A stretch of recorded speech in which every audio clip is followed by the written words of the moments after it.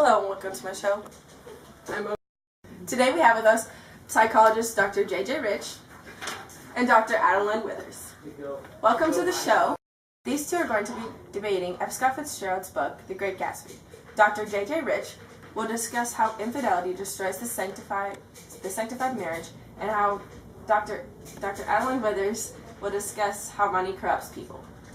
So let's start with Dr. Withers.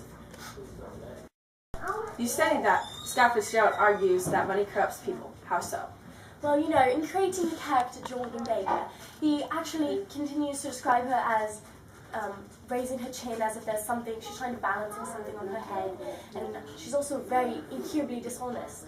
You know, she's always lying or trying to, in that one instance where she cheated in the golf tournament and such. And also, another character that Fitzgerald backs this claim up is where he gives Tom, you know, a woman in New York, you know, and how he's so disrespectful, you know, he's just very immoral for cheating on his wife and having an affair with another.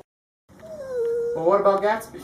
He's rich, he lived like a young Rajah, but he still received the Medal of Honor, and he has great morals. No, I mean, you must be mistaken, because Gatsby, I mean, just look at his job. I mean, he clearly is doing illegal things. That's not moral at all. Okay, so for instance, another example of people being immoral in The Great Gatsby is when we see that Jordan is a really reckless driver, and we're like, oh, you know, what's that all about? And she just really, she doesn't care, you know, she just does whatever she wants, and she says that people will get out of her way. It's just really rude and arrogant, you know. But, you know, just because she's rich, she shouldn't be doing that.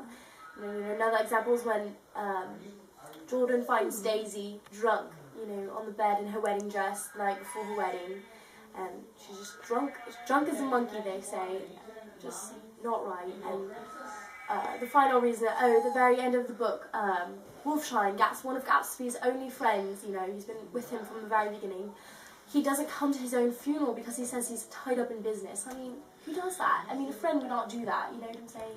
It's just not right. But Daisy has a great reputation. She's rich, but she doesn't drink at all, so her money doesn't corrupt her in that way. And Gatsby, he's only corrupt because he loves Daisy. He's not corrupt because of his money. Everything he does is for Daisy. Now, don't even talk about Daisy being moral. I mean, she's rich, and you know what she does? She has an affair with another man. Like, that's not moral at all. And another thing she does, she runs over another person. And I know she might have been scared, but you just don't run over another person.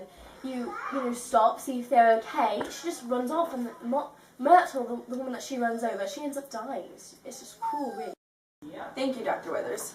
Now to Dr. Rich. You claim that Fitzgerald argues that people marry for moral reasons.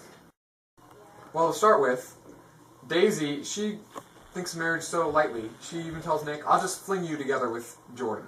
She doesn't consider it to be true love. She just thinks it's something to do for fun. And then it's also shown her levity of marriage is that she loved two men at once. She married Tom, but she also at the same time still loved Gatsby. At least that's what she said. She only married Tom because he was around to give her wealth and appease the pressure from society. But now that Gatsby is back, she loves him because he can give her that and more. Tom also proves how little he cares for marriage when he says, once in a while, I go off on a spree, but he always comes back. How can Tom love Daisy and another girl at the same time? This isn't his love for Daisy, but lust for the things that come with marriage. He didn't marry Daisy because he loved her, he married her for something else. No, well, Tom and Daisy, they do have love. I mean, there's that dinner scene where they're sitting there together, and they're not happy, but yet they're not unhappy together. There's a touch of intimacy in the air. But Tom didn't just have an affair with Myrtle, he also had an affair with one of the chambermaids from the Santa Barbara Hotel. This proves for sure that Tom has very little feelings for Daisy. He's just going for whatever he can get from other women. And Myrtle also mentions that she was mad because she almost married a little kike who'd been after her. She knew he was below her, but she still married him anyway, and even though everybody had warned her. And this proves that society pressures people into marrying, and that they don't marry for the right reasons, but they marry because they want. No, I mean, when George found out that Myrtle had, some sort of, affair, he actually was so upset. He was physically sick. Another time was when Daisy, she realizes that she doesn't want to marry Tom just because of his social status and wealth. She's like, I want to wait for Gatsby. She wants to give Tom back the pearls. But Tom is exactly the opposite of George. He's selfish because when he finds out that Daisy had an affair, he gets extremely angry. He's not upset at all. He's just angry that Daisy did something that he felt only he had the right to do. It shows that he doesn't love Daisy. He just likes having her to look good in front of everybody else. Thank you, Dr. Rich and Dr. Withers. That was very insightful. It was nice having you on the show today. Thank you. It was nice to meet you. Thank you for watching Oprah's Book Club. Next week, we'll be discussing The Help by Catherine Stockett.